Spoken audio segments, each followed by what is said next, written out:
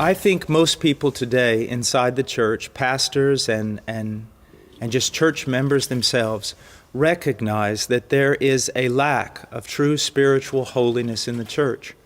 I think even the enemies of Christianity outside the church, they look oftentimes at the testimony of Christians and they see very little difference between the life of a Christian and their own life. Because of that, you often hear words such as hypocrite. And I think that even though we should be very, very careful not to be motivated or coerced by the world, we need to recognize something. There is some hypocrisy in the church, and oftentimes it has to deal with the idea of holiness.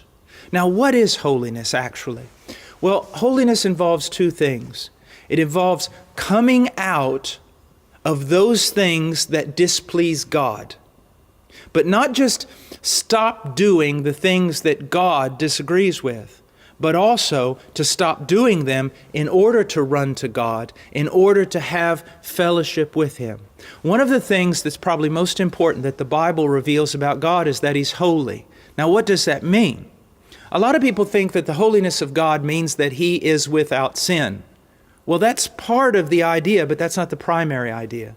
You see, the sinlessness of God, the perfections of God have to deal more with His righteousness. Holiness has to deal with His separateness, His transcendence, that there is no one like God. There is no one holy like the Lord. He is totally and completely unique from the rest of His creation. And not only that, but He's higher than His creation, and He's of more worth than all His creation combined. For a man to be holy is to recognize that God is transcendent, that God is deserving of all glory, of all honor, of all praise, of all service. To be holy is when a man recognizes the value of God and lives in light of that. And because he sees God as so valuable, so precious, so beautiful, so glorious, he's willing to leave not only bad things, but also things that are good but not as good as God. He's willing to leave those in order to devote his heart entirely to God. Now, the question is, how can we become more holy? Well, I think the answer is simple. We can become more holy by having a greater and greater understanding of the greatness of God. One of the reasons why the church is suffering today is because there's an ignorance of the knowledge of God. Let me ask you a question. When was the last time you heard a year-long preaching series on the attributes of God? When was the last time you studied the Bible to learn the attributes of God? Most people in our churches today don't even know who God is, and therefore they cannot esteem His value.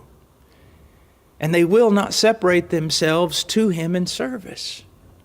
Holiness means simply this, that you recognize how valuable God truly is, and you turn away from everything else, and you give your heart to Him in service, in devotion, in seeking out His will, and then seeking to do that will.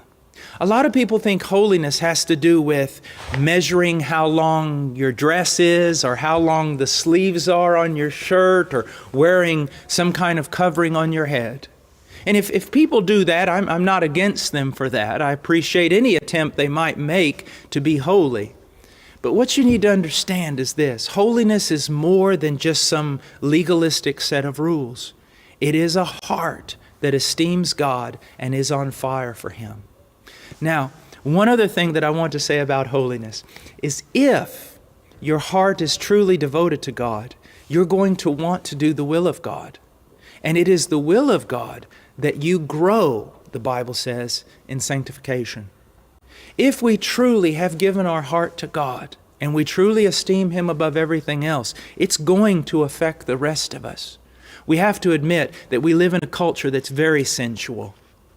Very, very sensual. And we have to also admit that much of that sensuality has made its way into the church. Here's something that I would like you to see. That if you're holy on the inside, You're going to want to be holy on the outside. And if you've given your heart to God truly, then you're also going to give Him your mind, your eyes, your ears, your face, your hands, your feet, your body. You're going to seek to conform everything you are to the standard of His Word.